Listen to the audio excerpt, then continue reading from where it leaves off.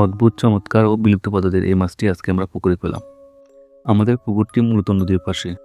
এর জন্য হয়তোবা কোনোভাবে পানির মাধ্যমে কিংবা অন্য কোনো মাধ্যমে এই মাছটি পুকুরে চলে আসে। এই মাছটা মূলত ইলিশ মাছের একটা জাত। ইলিশ মাছের যে দুই ধরনের জাত থাকে, এক ধরনের জাত সেটা লোনা পানিতে পাওয়া যায়, অর্থাৎ সাগরে পাওয়া যায়, আর এক ধরনের জাত মিঠা পানিতে পাওয়া যায়।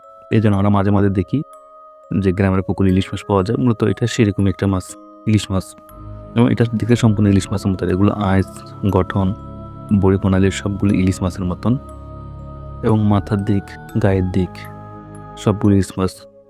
আমরা স্থানীয় ভাষায় এই নামটি নাকি একসময় পোস্কা নাম ছিল, এবং এটা এখন বিলুপ্ত প্রজাতির মাছ। এই মাছ এখন খাল বিল কোথায় পাওয়া যায় না, নদীতে কোনোভাবে এই পুকুরে আসে এবং আমরা এটা তুলে নিই। মূলত এই মাছকে আপনি মিঠা পানির ইলিশ মাছ হিসাবে পরিচিত হয়। এর মাছের যে গঠন প্রণালী সেটা সম্পূর্ণ ইলিশ মাছের সাথে মিল হয়ে যায়, এবং এর শরীরের উপরাংশে হালকা সবুজ এবং হালকা হলুদ আভা আছে। আপনারা ভিডিওতে জুম করার মাধ্যমে স্পষ্ট দেখতেছেন। তবে এই মাছটা খুব চমৎকার এবং সুস্বাদু, খুবই ভিটামিন সমৃদ্ধ এবং খেতে খুবই ভালো লাগে। বাজারে এই মাছগুলো প্রচুর চাহিদা, তবে এই মাছগুলো পর্যাপ্ত পরিমাণে পাওয়া যায় না, এবং এটা বিলুপ্ত প্রজাতির মাছ। বাংলাদেশের যে বিলুপ্ত প্রজাতির মাছ তালিকা আছে, আপনি পরিষ্কার লেখলে দেখবেন এই মাছটার তালিকা আছে। এটাকে মিঠা পানির ইলিশ বলা হয়।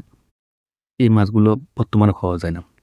আমাদের ভাগ্যক্রমে আমরা পুকুরে জাল ধরতে পেরেছি এবং এই মাছটা আমরা তুলে নিয়েছি।